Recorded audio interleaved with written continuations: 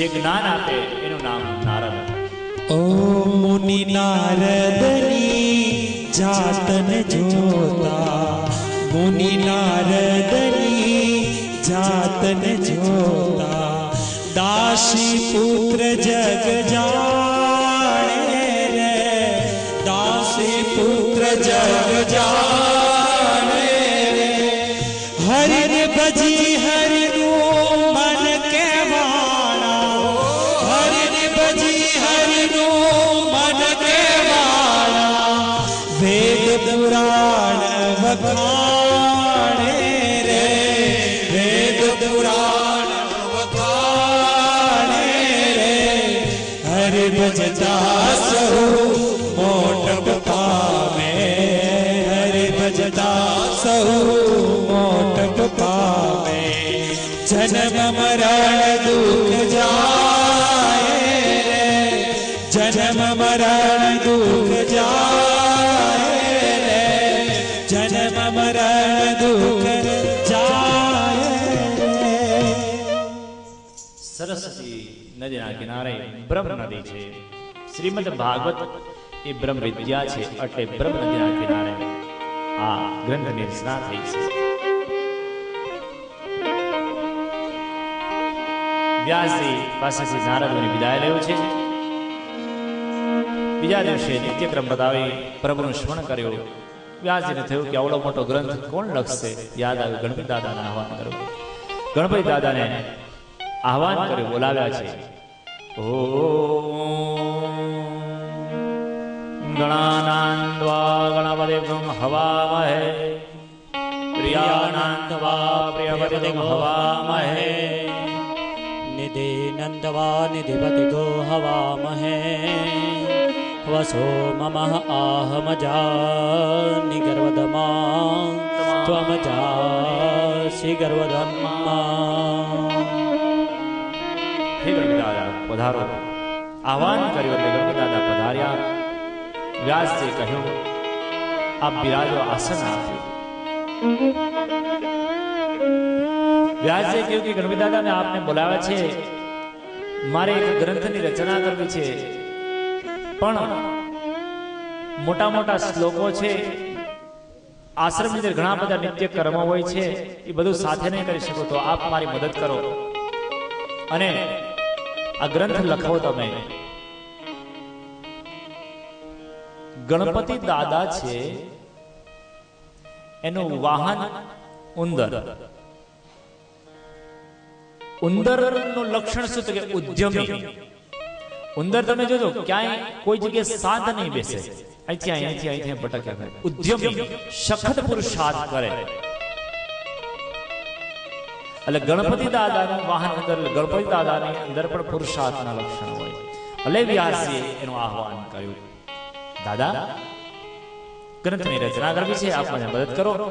હું જે પણ શ્લોક બોલું તમે લખી રાખજો. ગણપતિ દાદાએ કીધું કે હું તમને મદદ કરીશ, લખીશ, પણ મારી પણ એક શરત છે. શું? હું શ્લોક તમે બોલતા જાવ, લખતો જાવ, પણ ક્યાંય પણ જો તમે અટકા તો હું ત્યાં મારી પેન મૂકી દઈશ, કલમ મૂકી દઈશ, પછી હું લખીશ નહીં. એટલે તમે અટકતા નહીં. વ્યાસજી કે તો પછી મારું આશ્રમનું આટલું બધું કામ કરશે કોણ? પછી વ્યાસજી કે ઠીક છે, યુક્તિ કરી, એક કામ કરો, લખવા ચાલુ રાખો. બસ અમુક શ્લોક આપે, પછી વ્યાસજીને એના કામકાજનો નિત્યકર્મનો સમય થઈ જાય એટલે વ્યાસજી શું કરે? એક કુટ શ્લોક મૂકી દે.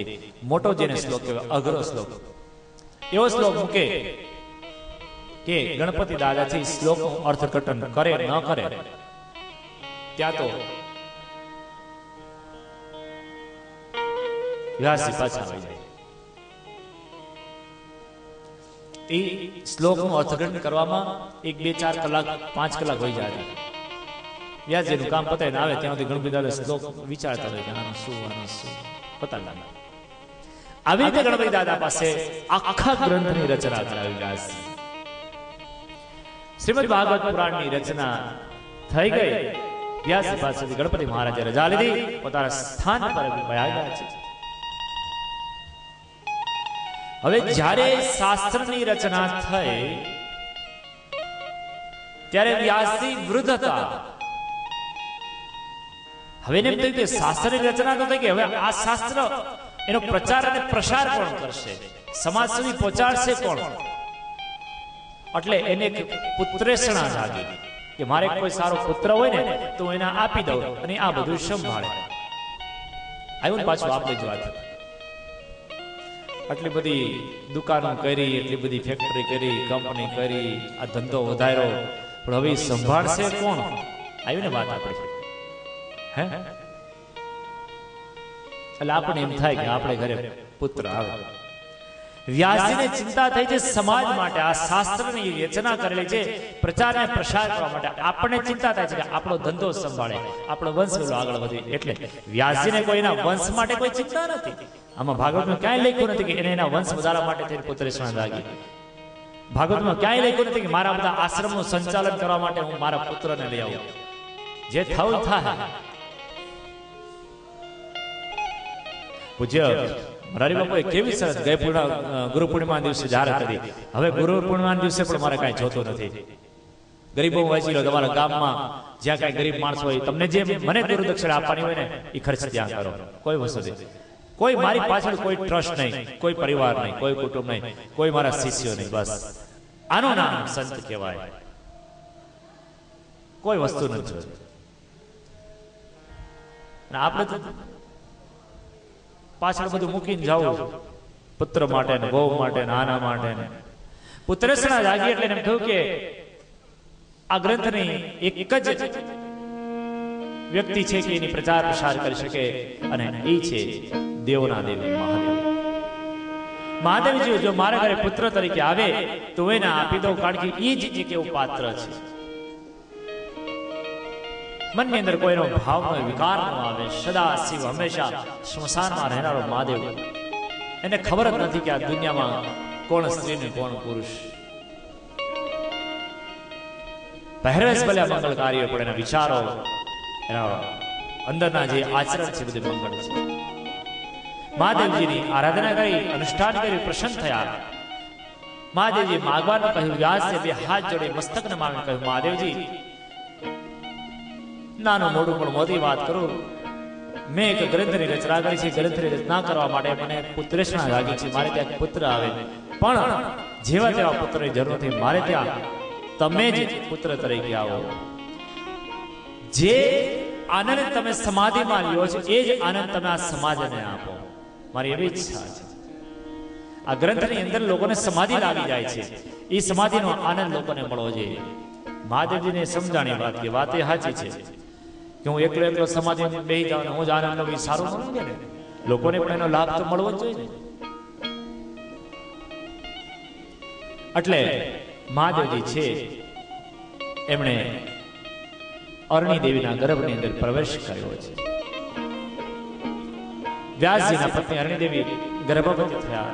દિવસો વ્યતીત થઈ ગયા, મહિનાઓ વ્યતીત થવા લાગ્યા, વર્ષો વ્યતીત થવા લાગ્યા, પણ ગર્ભમાંથી પ્રસવ ન થાય, બાળક ન આવે. વ્યાસજી જાણા કે આ શું? ધ્યાન લગાવીને ગર્ભમાં રહેલા બાળકને કહ્યું, અરે બાળક આ બહાર આવો. શું કામ નથી આવતા? ગર્ભની અંદર રહેલો બાળક કહે છે કે દાસરી હું બહાર આવીશ તો આ દુનિયાની માયામાં લાગી જશે. હું આ ગર્ભમાંથી બહાર આવીશ તો તમે મને બધા સંસ્કારો આપવાનું ચાલુ કરશો,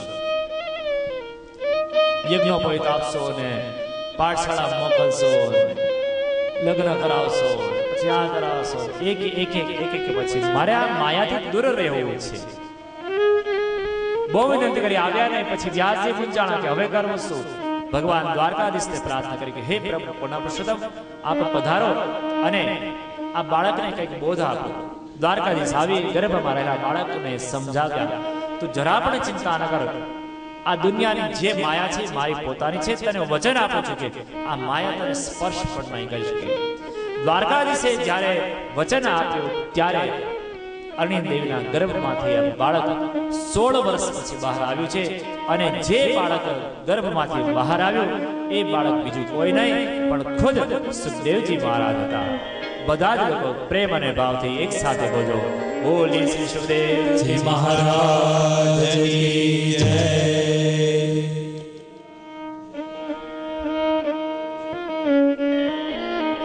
સુખદેવજી માના પેટમાંથી બહાર આવતાની સાથે જ વન તરફ ચાલવા લાગ્યા. 16 વર્ષનું બાળક ધીમે ધીમે વન તરફ જાય. અરણી દેવી કહે છે કે બેટા પુત્ર ઘોરે ક્યાં જા છે? વાત કરે ન કરે ક્યાં તો આશ્રમે બહાર આવ્યા. વ્યાસજીને અરણીએ વિનંતી કરી, જાઓ આપણો પુત્ર આપણો બાળક જાય છે, કોના સહારે રહીશ? વ્યાસજી સમજાવ્યા કે ભાઈ નહીં રહે, આપણે સમજાવે તો પણ માનું હૃદય છે. નહીં નહીં ગમે એમ કરીને સમજાવ્યા જાઓ. વ્યાસજી પુત્રની પાછળ જોડ્યા. હે પુત્ર, હે પુત્ર, હે બાળક. વન તરફ પ્રાણ કરે સુખદેવજી મહારાજ આગળ, વ્યાસજી પાછળ.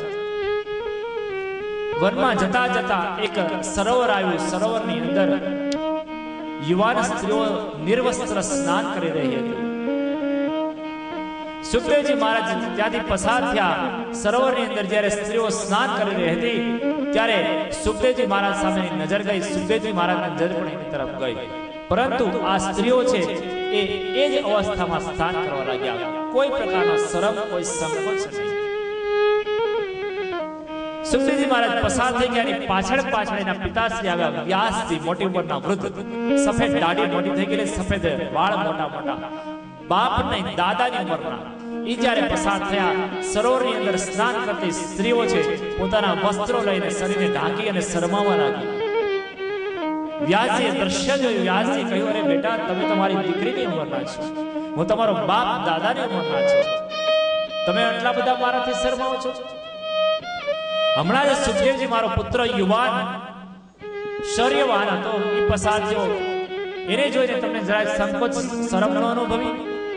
હું તમારો પિતાશ્રી સમાન, તમારા દાદાશ્રી સમાન, મને જોઈને તમને શરમ સંકોચ આવે? સ્નાન કરી રહેલી સ્ત્રીઓએ કહ્યું કે પિતાશ્રી વાત તમારી સાચી છે, તમે જે મને વાત કરીને અમે તમને એ જ સમજાવવા આવીએ છીએ કે તમને એટલી ખબર છે કે તમે અમારા બાપ દાદાની ઉંમરના છો, અમે દીકરીઓ છીએ, અમે સ્ત્રી છીએ, તમે પુરુષ છો, આ બાળક છે, આ વૃદ્ધ છે, એ તમને ખબર છે. પણ તમારા યુવાન જે બાળક સુખદેવજી ગયા ને, એને ખબર નથી કે આ સરોવરની અંદર સ્ત્રી નાય છે કે પુરુષ નાય છે.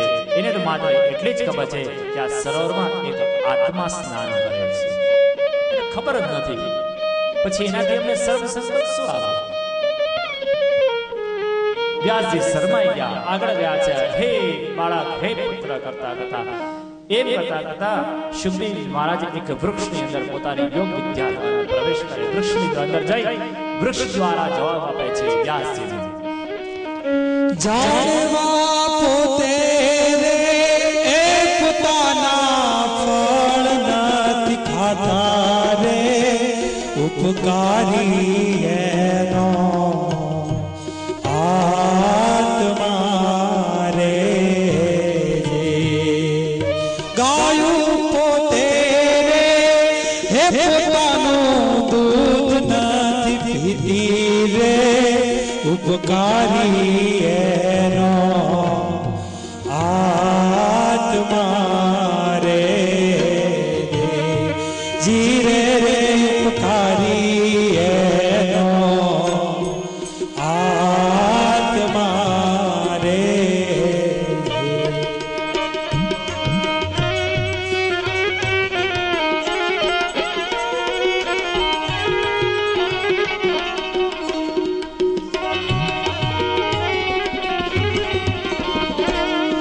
અંગણા ખેડાવતી ને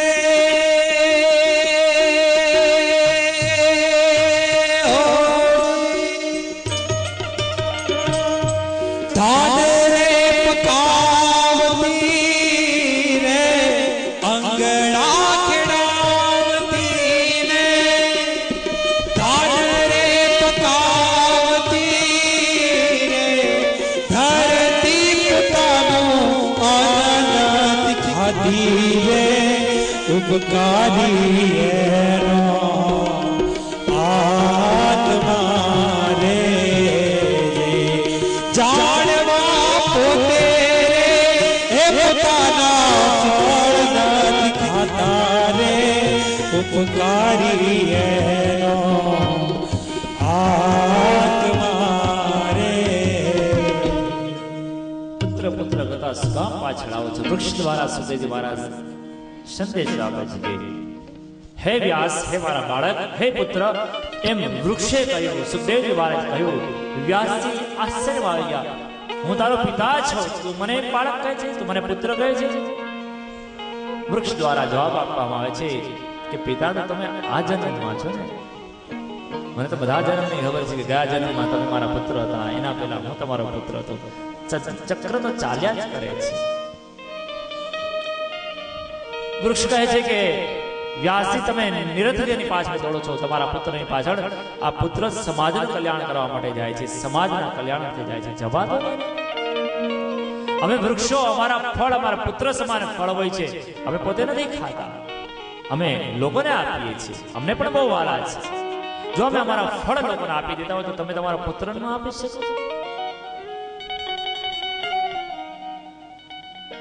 વૃક્ષો આવી રીતે વ્યાસજીની સાથે વાતો કરે છે. હવે આ ઝાડવા છે, આ વૃક્ષ બોલે, ઈ તર્ક એમ જ બોલે, એમ કે બોલતા વાતો કરે. શું કામ બોલે ખબર છે? કારણ કે એને એના પાડોશી એની હારે વાત ન કરતા હોય, એની હારે બોલતા ન હોય. જો ઘરના એની હારે બોલતા ન હોય, પાડોશી ન બોલતા હોય તો આ વૃક્ષ બોલે છે એ કેમ માને? એ ન માને, મગજમાં જ ન આવે વાત. વ્યાસજી છે એને બધી વાતની ખબર પડવા લાગી ને આટલા બધા પુરાણોની રચના કરી, આટલા બધા ગ્રંથો લખ્યા, પણ મને લાગે છે કે મારો પુત્ર છે એના જેવો વિવેકી કોઈ નથી.